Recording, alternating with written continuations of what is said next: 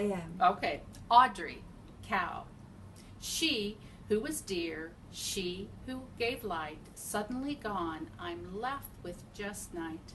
But days never stop, and still I grow older. One day I pray, let me grow bolder. Time flies. It did for me anyway. In the blink of an eye, a couple of months had passed. But even still, a lot had happened. I didn't forget about Mother, whom I continued to miss and think of every single day. I didn't ever forget what Madge had told me, not for a second. When I look back at that period, it makes me smile because I really hadn't understood how the world worked yet.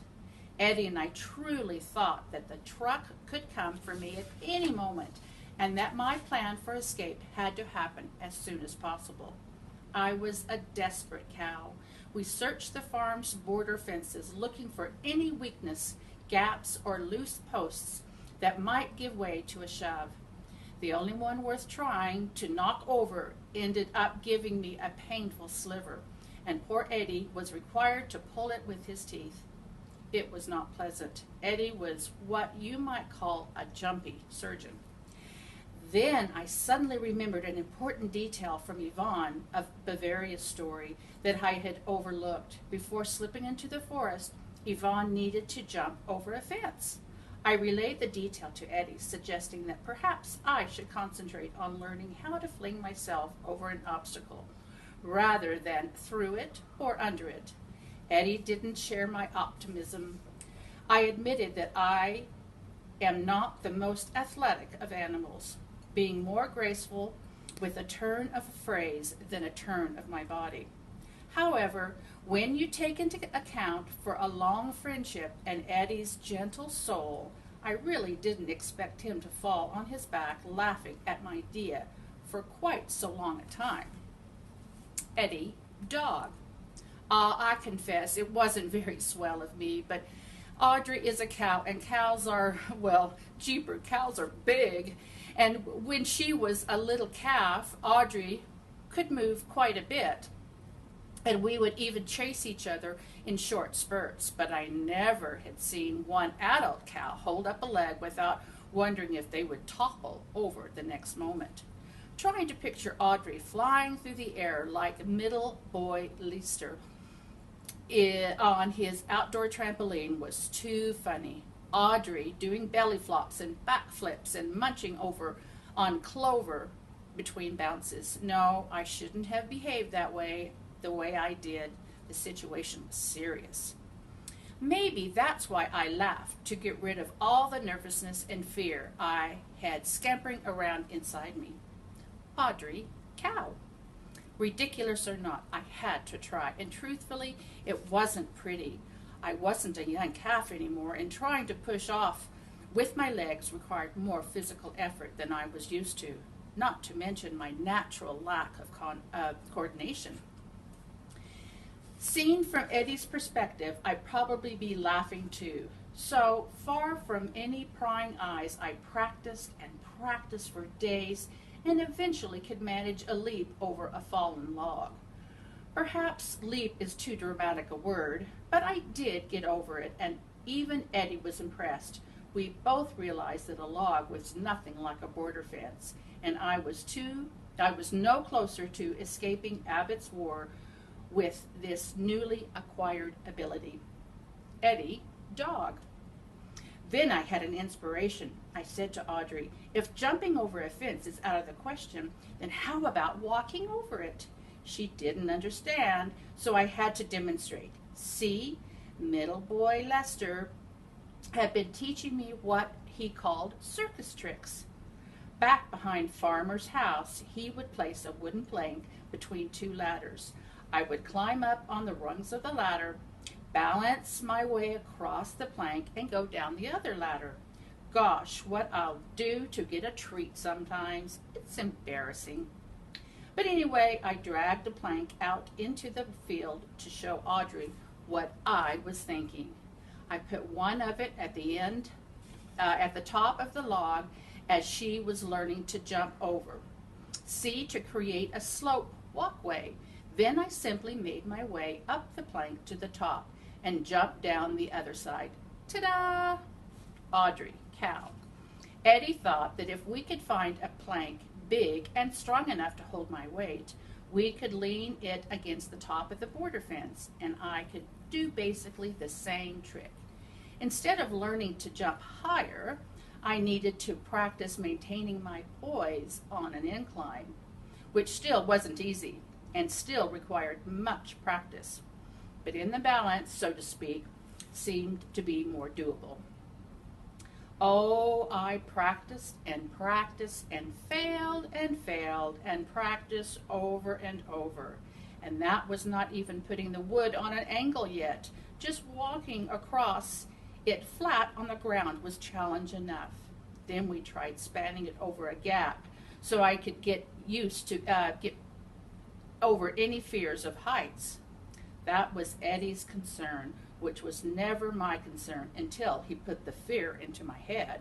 And even now, to this day, I still have a fear of heights. I don't know if the plan would have worked. Everything felt so urgent, and there were so many uncertainties. How would we get a plank long enough to reach the top of a fence at an angle I could manage? Who would help us lift it? Where would we put it so that no one could see? But it was the best plan we had at the time, so I kept at it, trying to stay positive, trying to get better, practicing from sunrise to sundown. And then Eddie's dad changed everything. Max, dog. Right, you are here about that Audrey story. Fine, 1 minute, understood. I'll give your question 1 minute and we're through. Have I made myself clear? So I put in a solid day's work, and when I'm done, I expect to be done. The last thing I want, once I finish getting the sheep to where they're supposed to be, is to have Farmer tell me to run off to the far end of the farm to fetch a wayward cow. That was going on day after day with Audrey. I wasn't sure why at first, but then I saw Audrey doing stuff that a cow shouldn't be doing and risking a broken leg by doing it. I could see that there was I could see where it was all heading, and I knew that Farmer would not be pleased. I suspected Eddie might have something to do with it, too, because he and Audrey had been close since birth. Children. They can be so darn childish. This girl really hadn't a clue. When I finally had enough of her nonsense, the day that I caught her balancing along some board across an irrigation ditch, I said to her, "You're not fat enough." I remember that she looked at me with her head slightly tilted and replied, "Excuse me?" I repeated myself. I said that you're not fat enough to worry about being taken to Abbott's War. I know for a fact that every cow that has gone there has been older than you and fatter than you. I'll give Audrey her due. She didn't waste time pretending that she wasn't up to some sneaky business. She didn't claim that she had no idea what I was talking about in some la-di-da voice like Norma or Greta would use. No, not her. You could see her brain whirling, taking in the information and figuring out her next move. Without skipping a beat, she asked me, "How much time do you figure I have?" "A year?" I said. She nodded. Then she asked, "And weight? How much heavier would I have to get?" "I'd say 200 pounds at least." And that was that. Okay, we're done. Audrey, cow. Max's information was invaluable. I felt as if I had been granted temporary pardon, as if I had been sentenced to hang, and all at the last moment it had been put on hold. I still had a noose around my neck, but now it was looser and I could breathe more easily. I had time on my hooves, of course. I couldn't do anything about getting older, but I did have some say on how much bigger I would get. Eddie, dog. Change in plan, she said. I'm going on a diet. And on, as they say.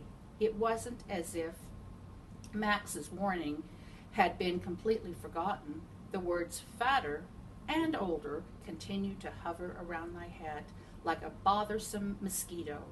It grew better and better I grew better and better at ignoring them. Mother was never too far away from my heart. I spoke to her in whispers, when among others. But when I was alone on Viewing Hill, I talked to her out loud, making note of the changes in the season that herself would have pointed out for my benefit.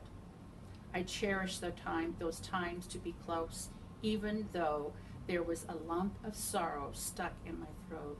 Mother, I'd say, the leaves are turning, see? There are some streaks of yellow and orange on the slopes behind Skyview Farms. I felt extra joy sharing these observations with her. Snowflakes, Mother. Look, I can catch them on my tongue. Seasons passed in bliss, and there one day Roy came by while I was communing with Mother. It's time, he said.